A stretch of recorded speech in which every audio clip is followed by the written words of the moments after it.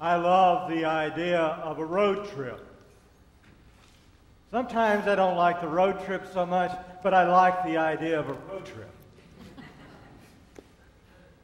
Often when I think about taking a trip, I think about the two different ways in which I envision road trips. One is that form of road trip that you see in movies and in novels and in poetry. It's where I would decide to go on a trip and have no destination in mind.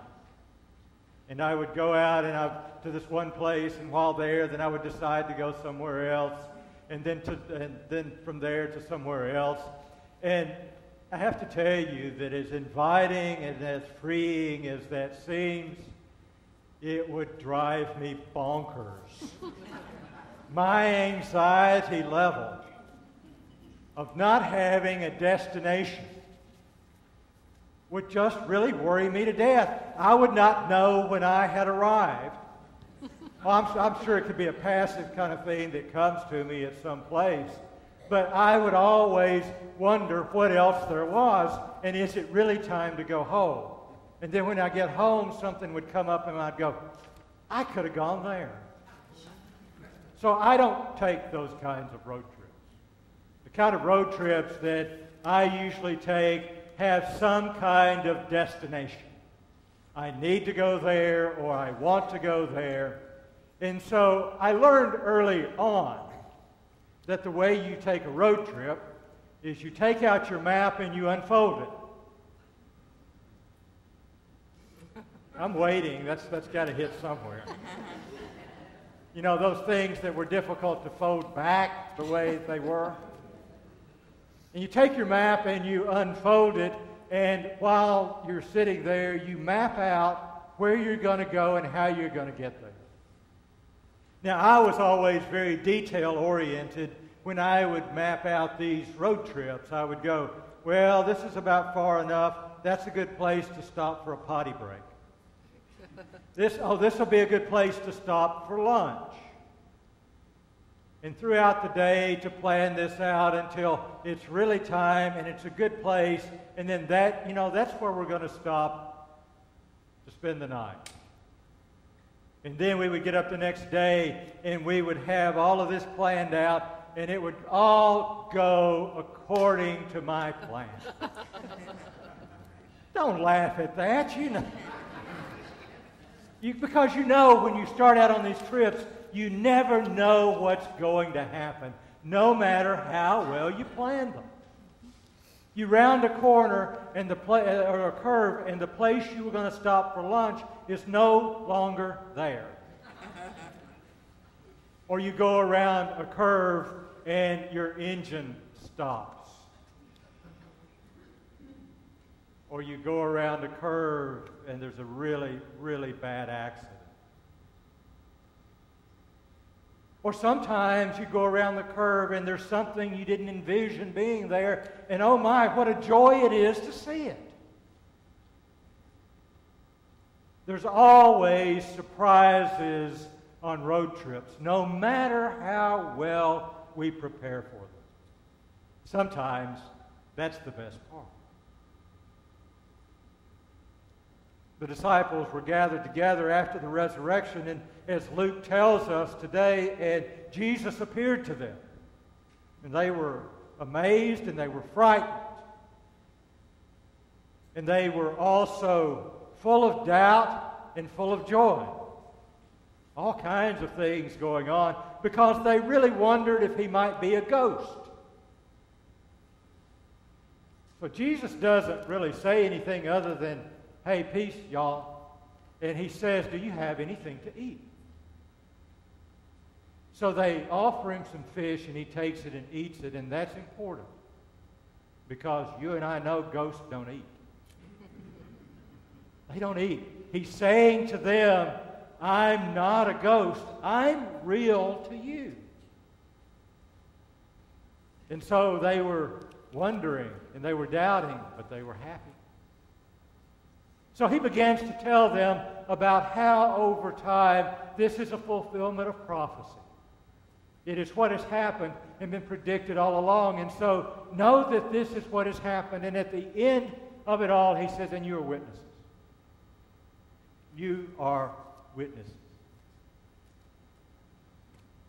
I have to tell you, I find great affirmation of my faith in this story. I find great affirmation of some very important things for me. One is that, the interesting thing to me is that there was no road trip involved. In other words, the disciples were not looking for Jesus at all. But Jesus came in the midst of them. He was looking for them. How many times have you and I been told, you really need to begin your search for Jesus? The reality is we don't need to. God is with us. God is here. God is wherever we are. The second thing that really fascinates me about this text is that Jesus did not require the disciples to give up their doubts.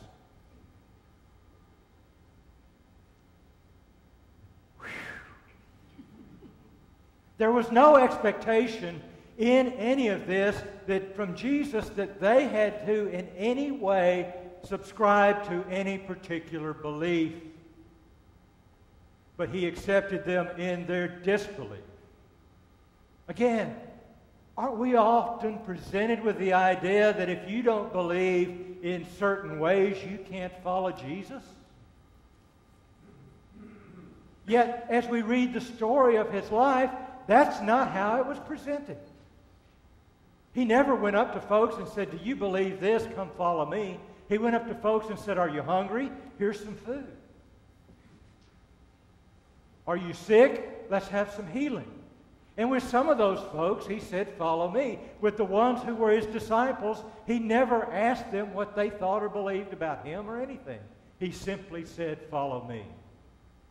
So he accepts me in my disbelief. How incredible is that? How affirming is that? But the really sweet spot of all of this is that last sentence.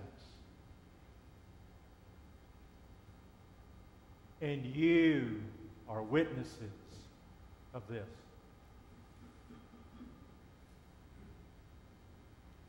You are witnesses. He didn't say, would you like to be a witness? He did not say at any point, here, I need to examine your faith. I need to examine your life story. I need to examine anything. And if it's so determined, you are a witness. You are witnesses.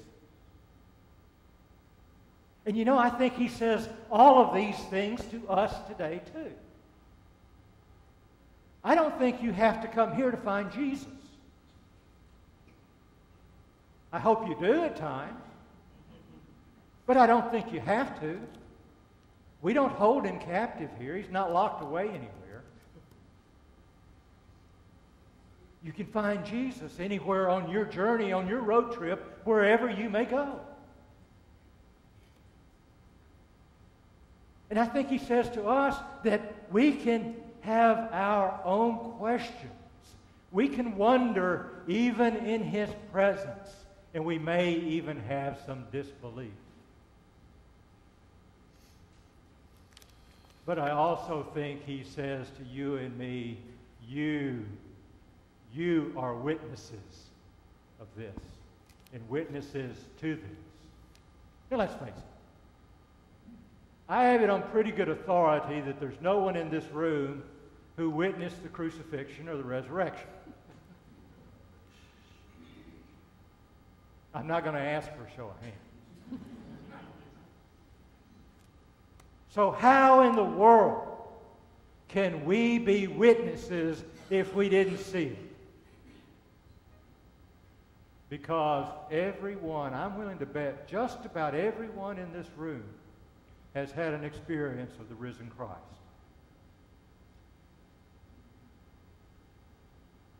And if you haven't, you're here looking for it, or both are true. You've had it and you want it again. It is our experience of the risen Christ in our life that is our basis as a witness to God in this world. So here is what we do. This is what we do with this text for today. It's what I want to ask you to do. I want you to get out. I want you just to get up and get out and be witnesses. Now, don't overcomplicate it. Don't overthink it. Go out and live your life like you've had an experience with the risen Christ and what it means to be claimed and loved by God beyond all things. And if you do that, oh, what a witness you will be. But hear this. You can't opt out. And you can't opt in. You are witnesses to this. Amen.